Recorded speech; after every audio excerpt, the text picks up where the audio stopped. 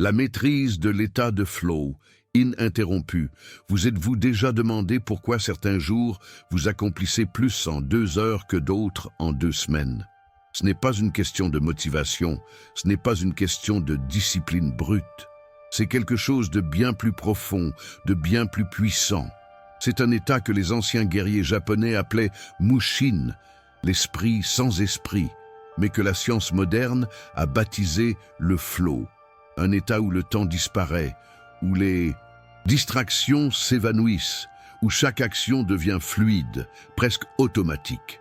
Dans cet état, vous n'êtes plus en train de faire le travail, vous êtes le travail. Mais voici le problème. La plupart des gens passent leur vie entière sans jamais vraiment l'atteindre. Ils frôlent la surface, ils ressentent des moments fugaces de concentration, mais ils ne savent pas comment y entrer à volonté, comment le maintenir, comment transformer cet état rare en une compétence reproductible. Miyamoto, Musashi, le plus grand samouraï de l'histoire du Japon, a passé sa vie à perfectionner cet art. Pas seulement pour survivre au duel mortel, mais pour créer, pour penser, pour vivre avec une intensité que peu d'humains connaissent. Et aujourd'hui, vous allez découvrir les 5 principes qu'il utilisait pour entrer dans cet état de flow profond et ininterrompu. Si vous les appliquez, vous ne serez plus jamais la même personne. Parce qu'une fois que vous savez comment accéder à cet état, le monde change. Vous changez. Avant de plonger dans les techniques, il faut comprendre pourquoi c'est si difficile d'entrer dans le flow aujourd'hui. Votre cerveau n'a jamais été aussi sollicité, aussi fragmenté, aussi constamment tiré dans 1000 directions différentes. Chaque notification, chaque pensée parasite, chaque obligation non résolue est comme une main invisible qui vous tire hors de votre concentration. Musashi n'avait pas de smartphone, pas de réseaux sociaux, pas d'email, mais il avait quelque chose de bien plus dangereux, la menace constante de la mort. Et c'est précisément cette pression qui l'a forcé à développer un système de concentration absolue. Parce qu'une seule seconde d'inattention, un seul instant de distraction mentale, et c'était fini. Aujourd'hui, vous ne risquez peut-être pas votre vie, mais vous risquez quelque chose de tout aussi précieux, votre temps, votre potentiel, votre capacité à créer quelque chose de vraiment grand. Et la plus grande menace n'est pas externe, elle est interne. C'est votre propre esprit qui vous sabote avec ses pensées obsessionnelles, ses doutes, ses peurs, ses désirs constants de fuite et de distraction. Le flow n'est pas un cadeau du ciel, c'est une bataille que vous devez gagner contre vous-même. Et cette bataille commence par le premier principe. Le premier principe que Musashi enseignait est simple en apparence, mais d'une difficulté redoutable en pratique, l'élimination totale du superflu. Musashi écrivait « Ne gardez rien qui ne serve pas votre voie ». Cela ne concernait pas seulement les objets matériels, mais tout.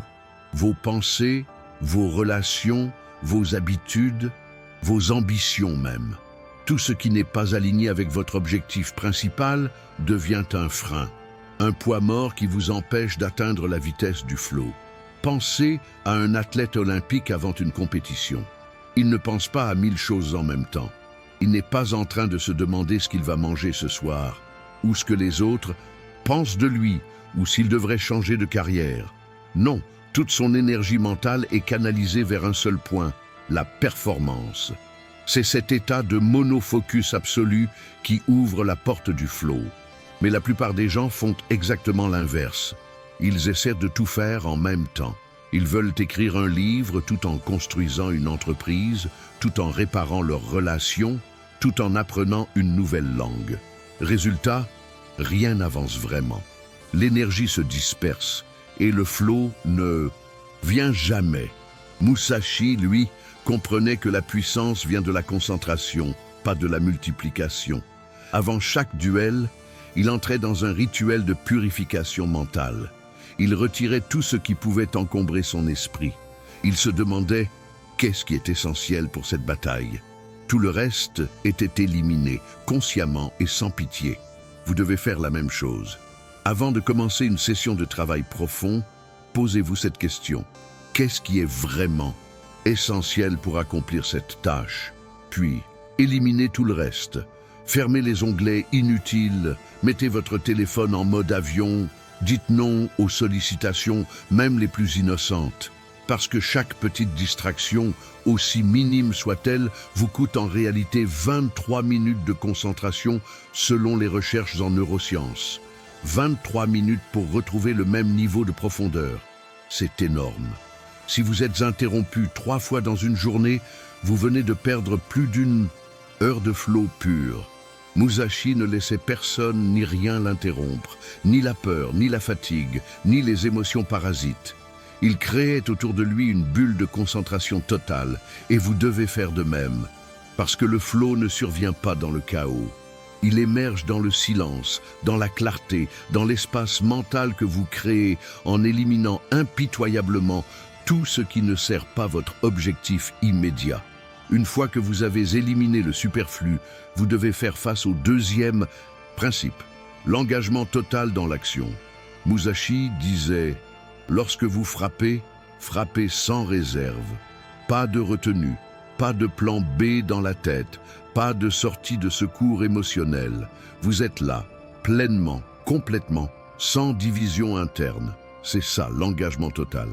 Et c'est précisément ce qui déclenche le flow, parce que votre cerveau ne peut pas entrer dans cet état si une partie de vous est encore en train de douter, de calculer les risques, de se demander si vous ne devriez pas faire autre chose. Le flow exige une chose, que vous vous jetiez entièrement dans ce que vous faites, sans retour en arrière possible. Pensez à un musicien de jazz en pleine improvisation. Il ne pense pas à la prochaine note, il ne se demande pas si c'est juste ou faux. Il est dans le moment, totalement absorbé par le son qui émerge de son instrument. C'est cet abandon qui crée la magie. Musashi appliquait ce principe dans chaque duel. Dès qu'il dégainait son sabre, il n'y avait plus de place pour l'hésitation. Soit il frappait avec une intention totale, soit il mourait. Cette menace de mort imminente le forçait à être entièrement présent. Et ironiquement, c'est précisément cette présence totale qui le rendait invincible. Vous n'avez pas besoin de risquer votre vie pour atteindre cet état, mais vous devez créer une forme de pression interne, une urgence psychologique qui vous force à vous engager pleinement. Comment ? En transformant vos sessions de travail en défis à durée limitée. Par exemple, dites-vous, je vais écrire pendant 90 minutes sans interruption et quoi qu'il arrive, je ne m'arrête pas. Cette contrainte temporelle crée une tension productive qui pousse votre cerveau à entrer en mode flow. Parce que quand vous savez que vous avez un temps limité, vous arrêtez de tergiverser, vous arrêtez de vous demander si c'est parfait. Vous agissez simplement. Et c'est dans cette action pure, sans filtre mental, que le flow se manifeste. Mais attention, l'engagement total ne signifie pas l'épuisement. Musashi ne se battait pas jusqu'à l'effondrement. Il savait doser son énergie.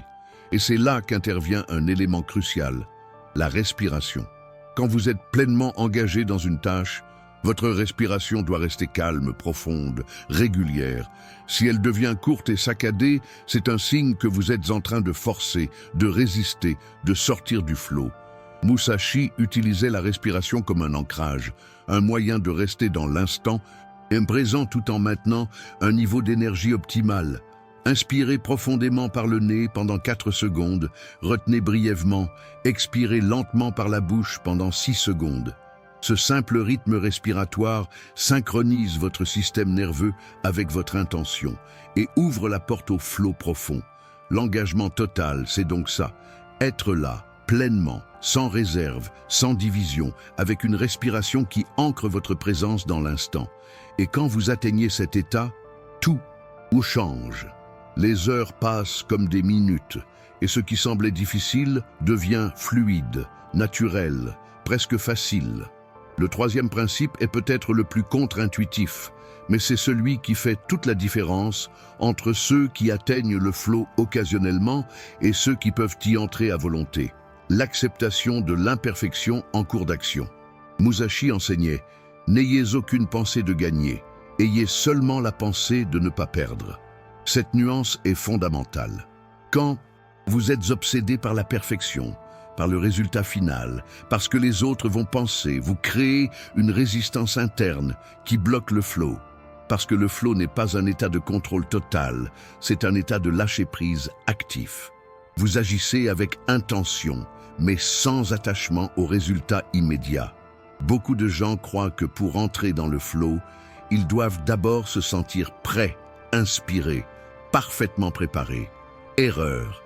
Le flow ne vient pas quand tout est parfait. Il vient quand vous commencez à agir malgré l'imperfection, malgré le doute, malgré le chaos initial. Musashi ne cherchait pas la perfection dans chaque mouvement. Il cherchait l'efficacité, la fluidité, la progression constante. Et c'est cette attitude qui lui permettait d'entrer dans un état de concentration profonde, même dans les situations les plus imparfaites. Dans votre travail, cela signifie une chose simple, mais radicale. Arrêtez de corriger en temps réel. Si vous êtes en train d'écrire, écrivez, sans vous arrêter pour relire chaque phrase. Si vous êtes en train de créer, créez sans juger chaque détail. Laissez le flux se déployer, même s'il est imparfait. Vous pourrez corriger plus tard, dans une phase séparée. Mais pendant le flow, votre seul travail est de continuer à avancer, sans interruption, sans jugement. C'est exactement ce que faisaient les maîtres de la calligraphie japonaise. Ils ne levaient jamais le pinceau avant d'avoir terminé le caractère. Pourquoi? Parce qu'une seule hésitation, un seul doute, et l'énergie du trait se brise. Le flow exige cette continuité, ce mouvement ininterrompu. Et pour maintenir ce mouvement, vous devez accepter que les premières versions, les premiers essais ne seront jamais parfaits. Mais c'est justement dans cette imperfection que réside la puissance créative. Musashi disait aussi « acceptez que certaines choses échappent à votre contrôle ». Dans un duel, il ne pouvait pas contrôler les mouvements de son adversaire, mais il pouvait contrôler sa propre réaction. De la même manière, vous ne pouvez pas contrôler toutes les variables de votre environnement, mais vous pouvez contrôler votre réponse, votre engagement, votre présence. Et c'est cette acceptation qui libère une énergie mentale énorme, une énergie qui serait autrement gaspillée dans la résistance, la frustration, la recherche obsessionnelle de la perfection. Quand vous lâchez prise sur le besoin de tout contrôler, le flow devient possible, parce que vous n'êtes plus en train de lutter contre la réalité, vous dansez avec elle.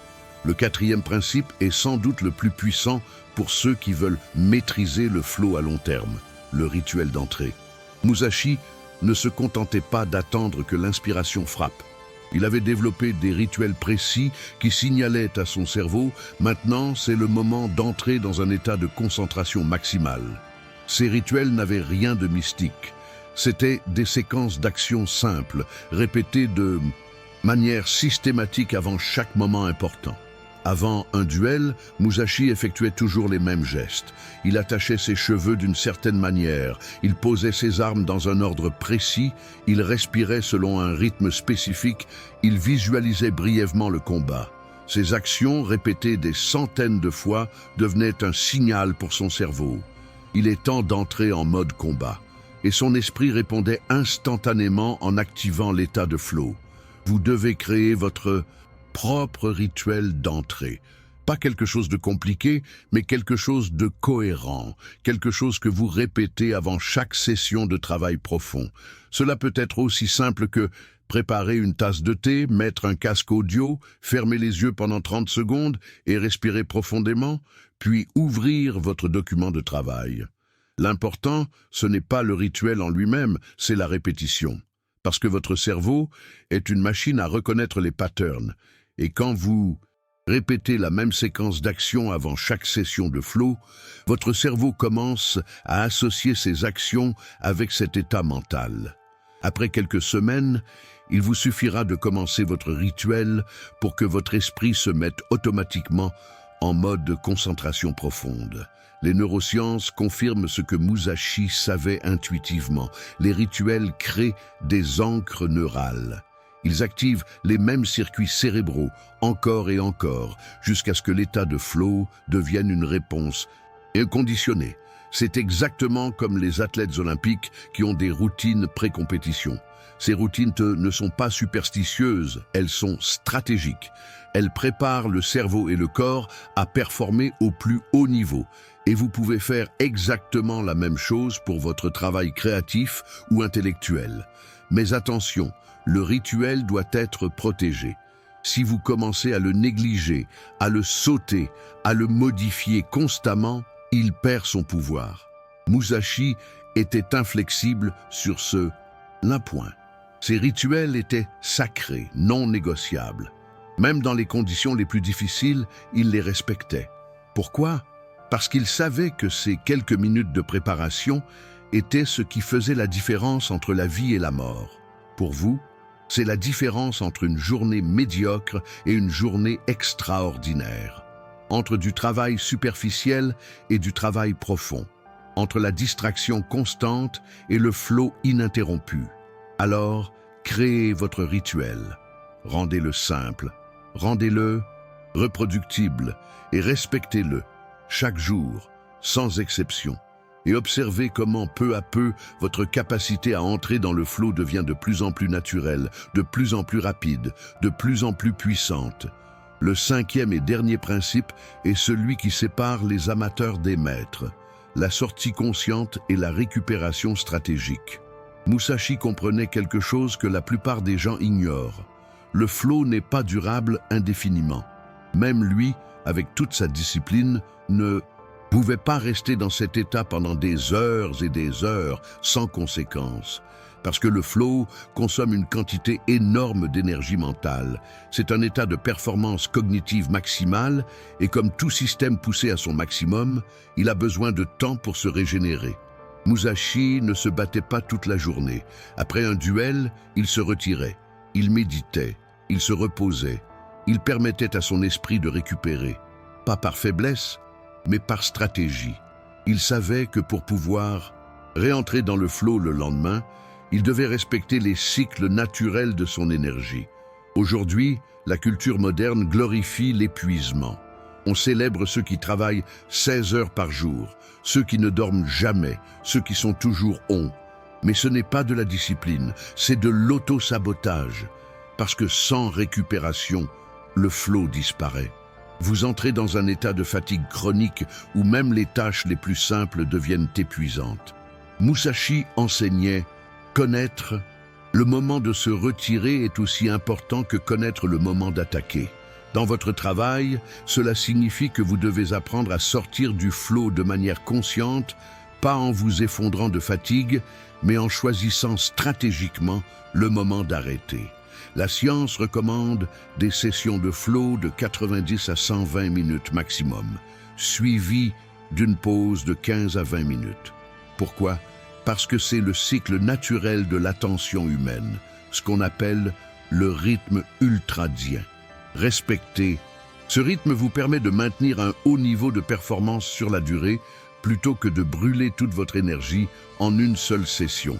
Mais la récupération ne se limite pas à faire une pause. C'est une récupération active, intentionnelle. Musashi se promenait dans la nature, il méditait, il pratiquait des arts contemplatifs comme la calligraphie. Il ne passait pas ses pauses à consommer du contenu superficiel. Il permettait à son esprit de véritablement se reposer. Vous devez faire même. Pendant vos pauses, éloignez-vous des écrans. Ne consultez pas vos emails, ne scrollez pas sur les réseaux sociaux. Marchez, respirez, regardez par la fenêtre, fermez les yeux. Laissez votre cerveau se mettre en mode par défaut, ce mode où les connexions créatives se forment, où les idées émergent spontanément. Et surtout, respectez votre sommeil. Musashi dormait suffisamment, malgré sa discipline de fer. Il savait que le sommeil est le fondement de toute performance mentale. Sans sommeil de qualité, le flow devient impossible. Votre cerveau a besoin de ces heures de récupération profonde pour consolider les apprentissages, éliminer les toxines métaboliques et restaurer les neurotransmetteurs nécessaires à la concentration. Si vous voulez maîtriser le flow, vous devez maîtriser le repos. Ce n'est pas un luxe, c'est une nécessité stratégique. Musashi le savait. Les plus grands performeurs de l'histoire le savaient. Et maintenant, vous le savez aussi. Respectez les cycles. Entrez dans le flow avec intention. Sortez-en avec conscience. Récupérez avec intelligence. Et vous pourrez répéter ce cycle jour après jour, année après année, sans jamais vous épuiser. C'est comme ça qu'on construit une vie extraordinaire. Pas en un seul sprint héroïque, mais en une succession de cycles maîtrisés. Vous venez de découvrir les 5 principes que Musashi utilisait pour entrer dans un état de flow profond et ininterrompu. L'élimination du superflu, l'engagement total, l'acceptation de l'imperfection, le rituel d'entrée et la récupération stratégique. Ce ne sont pas des concepts philosophiques abstraits, ce sont des outils concrets, éprouvés par des siècles de pratique, validés par la science moderne. Et si vous les appliquez vraiment, avec discipline et régularité, votre vie va changer. Parce que le flow n'est pas qu'un état agréable, c'est l'état où vous devenez capable de réaliser ce que vous pensiez impossible. C'est l'état où le temps se dilate, où votre potentiel s'exprime pleinement, où vous créez des choses qui vous survivront. Musashi n'a pas seulement gagné des duels, il a créé une œuvre philosophique et artistique qui traverse les siècles. Et il a fait ça parce qu'il maîtrisait le flow, parce qu'il savait entrer dans cet état à volonté, le maintenir aussi longtemps que nécessaire, puis récupérer et recommencer. Vous pouvez faire exactement la même chose. Peu importe votre domaine, peu importe votre niveau actuel. Le flow est accessible à tous, mais seulement à ceux qui acceptent de faire le travail. Pas le travail superficiel, pas le travail frénétique. Le travail profond, intentionnel, discipliné. Alors, commencez aujourd'hui. Choisissez une tâche importante. Éliminez toutes les distractions. Créez votre rituel d'entrée. Engagez-vous totalement pendant 90 minutes. Acceptez l'imperfection. Puis, arrêtez-vous consciemment et récupérez. Et demain, recommencez, encore et encore. Et un jour, vous réaliserez que vous n'êtes plus la même personne. Que vous êtes devenu quelqu'un qui sait accéder à son plein potentiel à volonté. Quelqu'un qui ne subit plus sa vie, mais qui la crée, consciemment, puissamment, sans limite. C'est ça, la maîtrise du flow. C'est ça, la vraie liberté. Et c'est maintenant à votre portée.